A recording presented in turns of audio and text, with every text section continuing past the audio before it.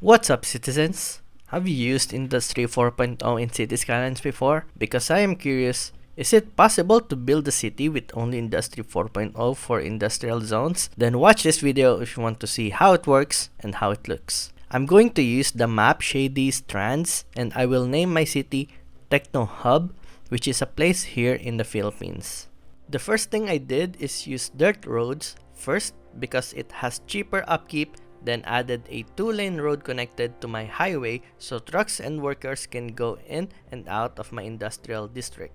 I lowered the budget of my electricity and water because I don't need that much in the beginning. I'll just adjust it from time to time if I run out of electricity and water later on. I like separating my industrial zones to my residential and commercial zones by putting my industrial zones behind the default highway intersection. I will change that into a highway exit later on.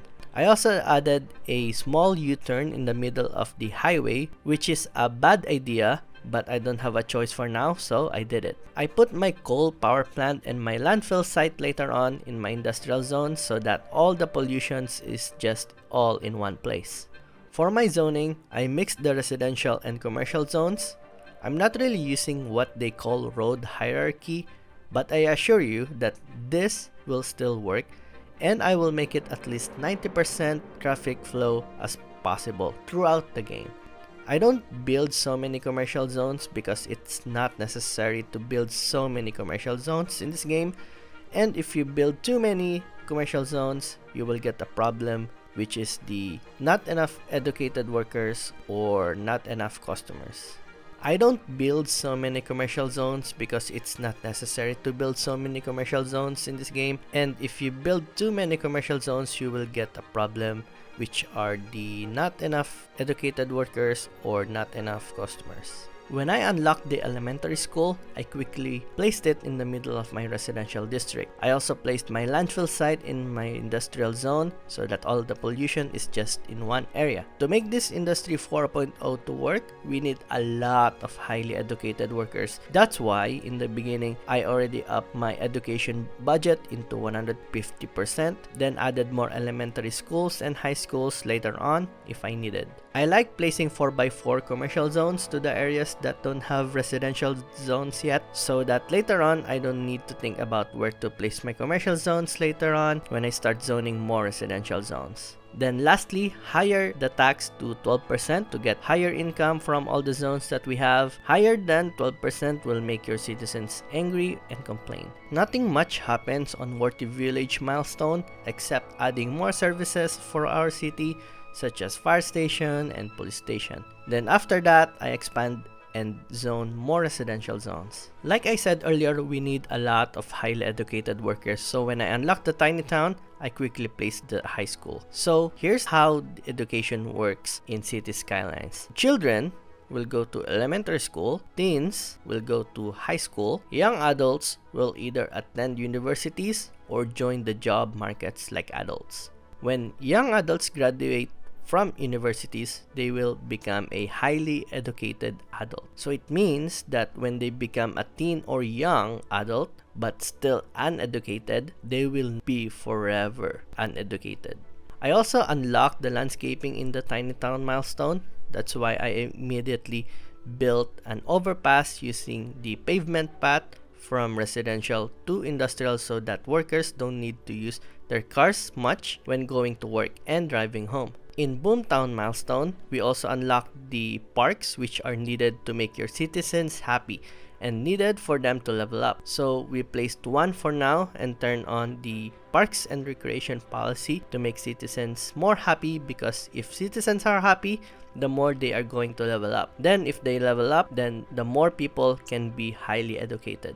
Now, we started having traffic problems, but only for the industrial district, which is normal. Industrial uses a lot of trucks for importing and exporting goods. That's why we have so many trucks, as you can see. The U-turn that we made also caused problems because every time someone makes a U-turn, the cars behind them will also stop. That's why adding U-turn is a bad idea. But don't worry, that will be fixed later on. We also added a cemetery for dead people. Then I added child healthcare and elder healthcare higher in our residential area. This also makes citizens happy and makes the birth rate higher and less senior to die from older age. I also saw an area in this map where we can make our farming district, so that's what I work on next. I designed a road layout in our farming area, but we can't zone yet until we have a good transit system. We don't have a metro right now, so I will use some buses for now. It will add to the highway traffic, which I really don't like, but we need workers for our farming district, so let's do it for now. Then, after adding the bus stops from residential to our farming district, I started zoning industrial zones but specialized for farming. We still have traffic problems, so I decided to add this small one-way road that goes to industrial. It's ugly, but that's what I think it's gonna help. We're not having enough workers because our citizens are having hard time going to our farming district, but don't worry, that will also be fixed soon.